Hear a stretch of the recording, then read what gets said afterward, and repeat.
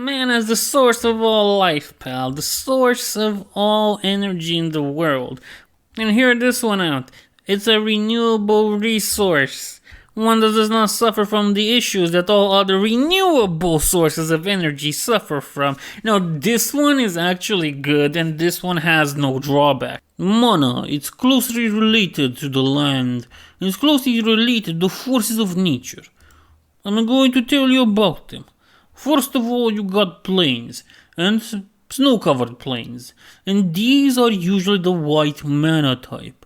Then you got island, or the snow-covered island, and these are the blue mana. Then you have swamp, with snow-covered swamp, of course, and then there is black.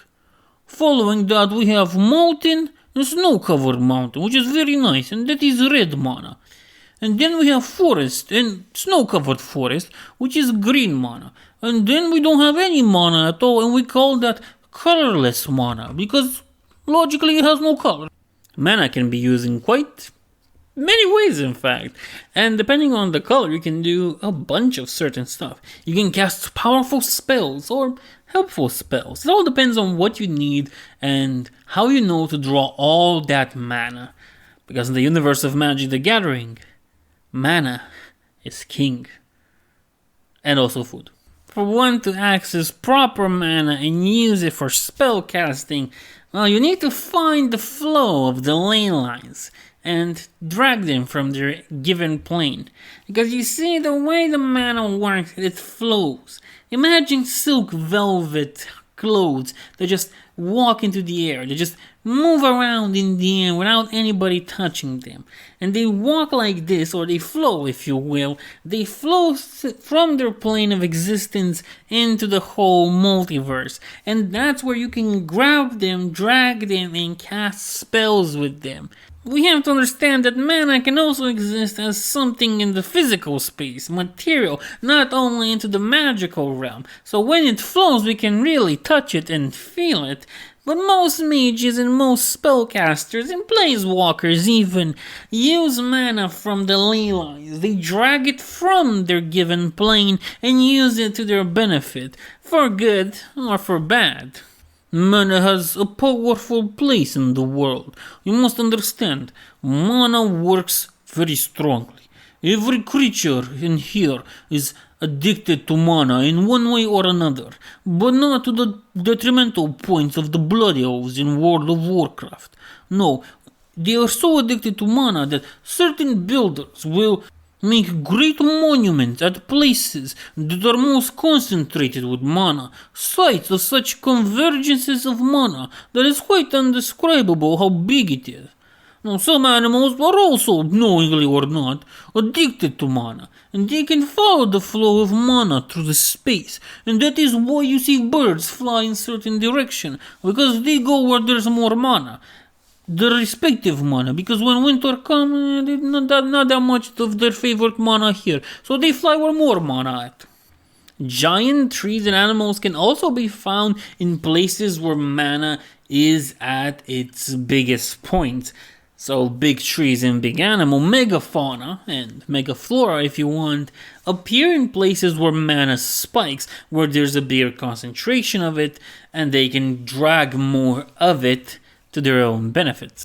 Remember, when mana converges on a bunch of points and there's a bunch of it, things become mega, fauna and flora. But there's also some interesting things.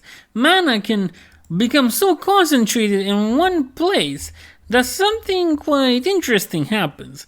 For example, on Chandelar, mana was so dense that it gained consciousness and could reflect itself in the form of elementals, and that's how you get elementals. And a similar effect and phenomenon can be found on Zendikar, which is, in my opinion, quite worth the expense of seeing those places. But that's what happens when they're concentrated in one place. What happens when they're not, or there is little mana, is that things usually become weak, emaciated, or they're dead. No mana means no life, pal. Each distinct color of mana represents a certain attribute, a certain something, if you will. And here is what they mean. For white, that means law, structure, selflessness, and equality. Blue means knowledge, deceit, caution, deliberation, and perfection. Black means power, self-interest, death, sacrifice, uninhibitedness. Red means freedom, emotion, action, impulse, and destruction. Green means nature, wildlife, connection, spirituality, and most importantly, tradition, because without tradition we have nothing, comrades.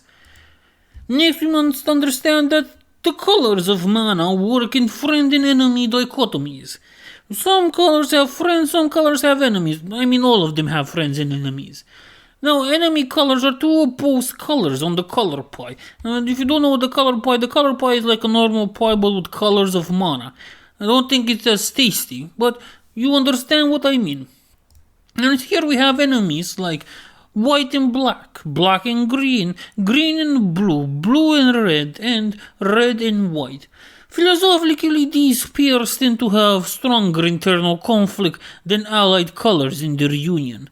Now, enemy colors naturally repel themselves, they don't like each other, and are often hosters against each other. But historically, they have been working together sometimes and have been, at certain points, making good enemies. We can see that in the guilds of Ravnica, where the guilds of Ravnica take enemy colors and friendly colors and make their own guilds with their own specialities. As Mirk put it, there's also friendly colors, but technically they're known as allied colors. And these colors are two adjacent colors of each other. That goes like white and blue, blue and death, death and red, red and green, and then green and white. A deck may be allied colored if it uses any of the aforementioned color pairs. Now we see that the allied colors tend to naturally complement each other, but tend to share a blind spot. For example, two colors work together and they're very good at doing one thing, but they lose because the one weakness now gets doubled. We can see that certain realms have this thing, the allied color. For example, Ravnica doesn't only have enemy colors allied into guilds, but they also have allied colors. Half of the guilds of Ravnica are made from allied colors, and the other half is made from enemy colors. Depending on the color of magic you use, you will see that you get traits from it, pal. You become more like it. You become more organized if you use more white. You become more curious if you use more blue. More self-concerned if you use black. More emotional if you use red. And more instinctive if you use green. That's because that's how they represent individualism. At the end of the day, the best combination for a mage would be all the colors. But that sometimes is impossible. Remember, pals, if it ain't mana, you don't want it.